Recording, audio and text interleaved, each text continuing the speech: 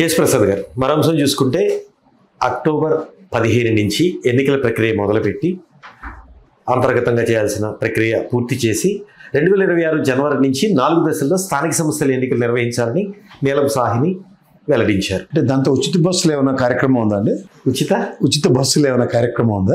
ఏం ప్రకటన చేయలేదు. అదే అది ఉచిత బస్సులు ఉన్నాయి లేదా కూడా ఒకసారి క్లారిఫై అమ్మనండి సార్. అది బెస్ట్. అది ఎందుకంటే నాకు తెలిసి లోకల్ బాడీ ఎలక్షన్స్ ఇన్ని ఫేజుల్లో పెట్టినదంతా నేనైతే ఇప్పుడు 4 దశలు అంటే అది అట్లనే ఎప్పుడు లేదు.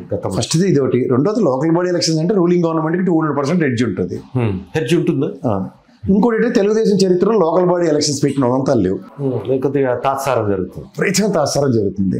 అందులో మొన్న దొరికిన వాళ్ళు దొరికినట్టు ఎత్తేసిన కార్యక్రమంలో అంత అలవాటు పడిన వాళ్ళు ఇప్పుడు ఈ లోకల్ బాడీ ఎలక్షన్స్కి అంత కన్సర్న్ ఎందుకు చూపిస్తున్నారు? ఎందుకు అవ్వని పెళ్లికి బాజాలు కొడుతున్నట్టుగా కనబడుతుంది. అంటే అవ్వమంటారా? జనవరి chances are very less. Procedure ప్రకారం సిద్ధంగా ఉన్నాం, సర్వంగా ఉన్నాం.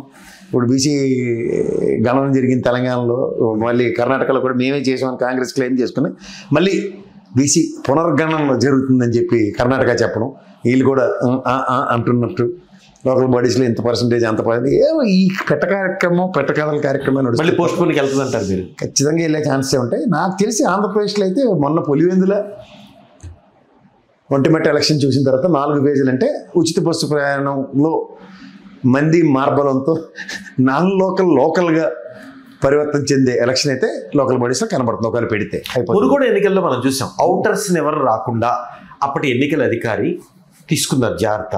చేసినప్పటికీ కొంత ఆ రోజు బీఆర్ఎస్ గవర్నమెంట్ నీలం సాహ్ని నాకైతే అంత కాన్ఫిడెన్స్ లేదు, అంత లేదు. వాళ్ళకి అసలు నో అనే చెప్పొచ్చు.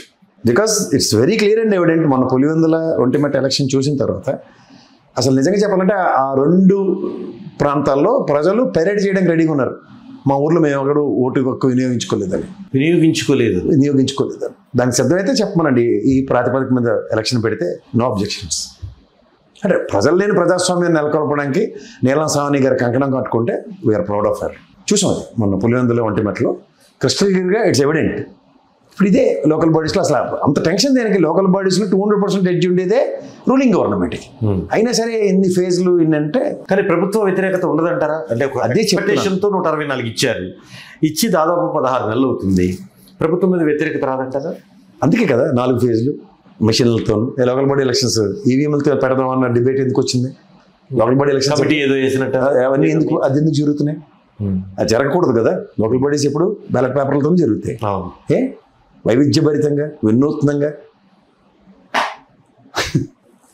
కానీ సార్ అధికారం మీది, మీరేం చేసినా చెల్లుబాటు అవుతుంది. ఇంకో 3 ఏళ్ళు శవాష్. తర్వాత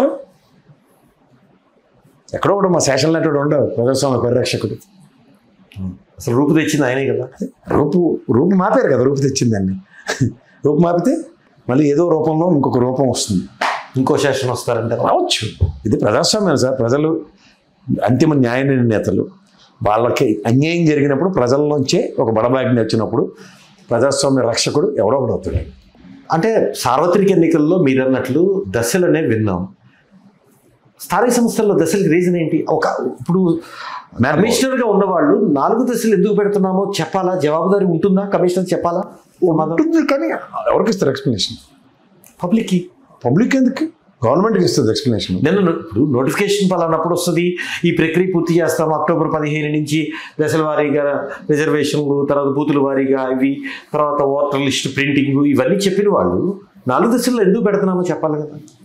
మంది లేరంటారు, సిబ్బంది లేరంటారు. ఏం చేయగలరు మీరు?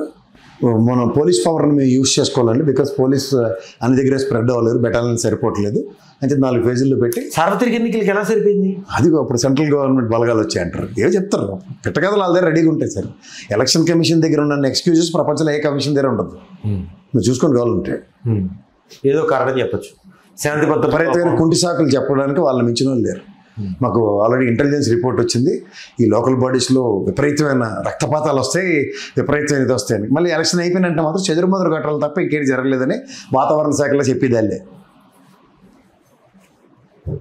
వ్యవస్థల మీద నమ్మకాలు పోగొట్టడానికి ఎలా అన్నదానికి ఎలక్షన్ కమిషనే సోదాహరణ 2014 నుంచి ఇప్పుడు చూసుకుంటే. ఎవరికి అసలు ఒకసారి వైఎస్ఆర్సీపీకి 151 గెలిచినా ఒక అనిశ్చితే, అపోజిషన్ పార్టీ చంద్రబాబు నాయుడు గారు వీళ్ళందరూ ఏం మాట్లాడారు? ఈవీఎంలు మాట్లాడారు అప్పుడు. గెలవగానే మాత్రం వాళ్ళని మర్చిపోతున్నారు. ఇప్పుడు జగన్మోహన్ రెడ్డి ఏం మాట్లాడుతున్నాడు? ఈవీఎంస్ అంటున్నారు. మీరు గమనించండి, ఇది ఇవన్నీ ప్రజాస్వామ్యమే కదా. ఎవరికి నమ్మకం లేని వ్యవస్థ ఎవరు నడిపిస్తున్నారు? ఓడిపోయినోడికి నమ్మకం లేదంటే నేను ఓటమిని కూడా అంగీకరించలేను, ఓటమి కింద చూపిస్తుంటే ఏం చేస్తారు ఎవరైనా?